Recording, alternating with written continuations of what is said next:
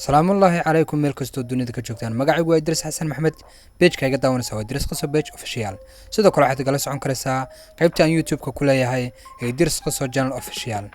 sidoo kalena Instagram-ka iyo TikTok ayaad kala socon karaysaa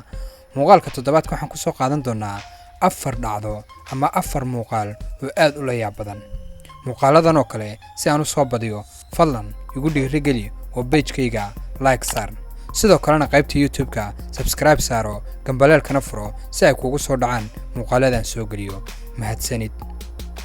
muuqaalkeena koobaad waxa uu ku bilaabmi doonaa sida tan islaantan waxay socotaa luuq yar ama wadayr oo ku taala xaafadaha dhexdeeda ninkan ayaa soo ag istaagaya isaga oo weydiinaya xaafad uu socdo laamida tagta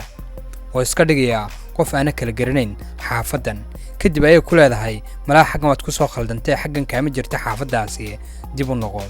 hasaatee waxa inta badan uu jeedaawun inuu islaantan dhaco ama waxa ay wadato uu ka qaato taasoo ugu weyn tahay siris ay wadato ama dahab ay ku wadato qoorta bal sida uu islaantan u kaarteenayo aan yar daawano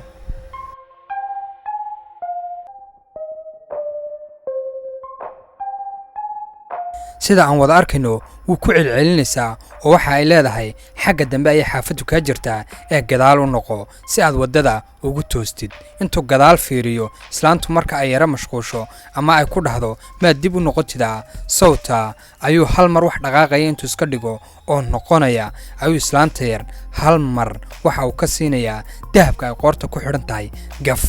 waa islaano tamar ma lehe way qabsanaysaa oo dhulka ayuu ku jiidayaa kadib taagtaagsa ay soconaysaa eriyo mar labaad ayay dhulka ku dhacaysaa waayo awood ma laha islaantani ay kaga qaadato ninkan xoogga badan leh wixiiga u soo badheeray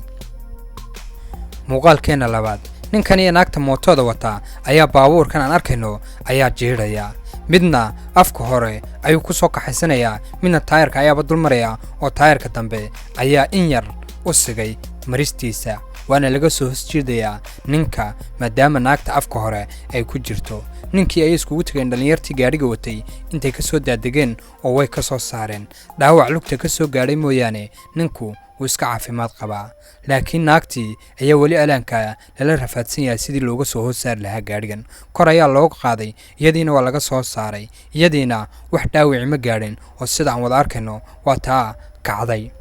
ilaahay ayaa badbaadiyey dadkan maadaama baabuurka aad arkayno uu dul maray haddana waa taa soo socota gabadhii muuqaalkeenna saddexaad waxa uu ku bilaamayaa sida tan ninkaa aan wada arkayno waxa uu sugayaa inan kan kale ee meesha hurda inta uu ka gamayo maadaama uu kolba dhinac ka soo marayo si uu ninkan marka uu jiibsado moobilkan uu haysto uu uga taabto ama uga xado kolba dhinac ayuu ka soo marayaa oo wuxuu iska dhigayaa sidii qof lala ballamay oo meesha qof kale ku sugaya inankan dhalinyaradana waaba nin daalan buu u muuqdaa oo hal mar ayuu isrogayaa kadib ayuu wuxuu iska dhigayaa haddana weli alaanka wuxuu iska dhigayaa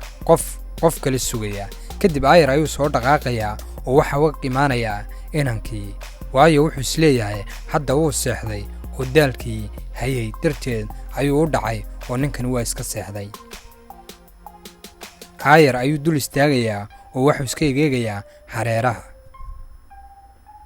hal mar ayuu haddana u sii dhowaaday si uu uga qaatoon telefoonkan uu ninkani haysto aayar ayuu u foorsanayaa oo telefoonkii ayuu aayar gacanta ku dhigayaa sida aan wada arkayno hadda telefoonkii gacanta ayuu ku dhigay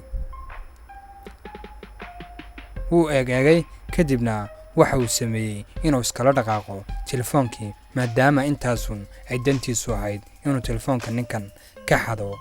uuna iskaga dhigayay wax meeshan lagu ballamiyey muuqaalkeena afraad ee ugu dambeeya waxa uu ku bilaamayaa sida tan ninkani gaadhigan ayuu wataa kadib meesha ayuu rabaa inuu soo geliyo hal mar ayuu gaadhigiis qaadayaa oo geed ama guriga meeshiisa ayuu ku dhacayaa haddana dib ayuu noqonayaa haddana hore ayuu u soo baxayaa oo meeshuu ku dhacayaa gaadhiganna wax ka si ah weli alaanka lama garanayo waayo waaba qadarka ayaa iska sidaasa qaaladan haddii ay ku cajab geliyeen fadlan share dheh asxaabtaada la wadaag mahadsanid.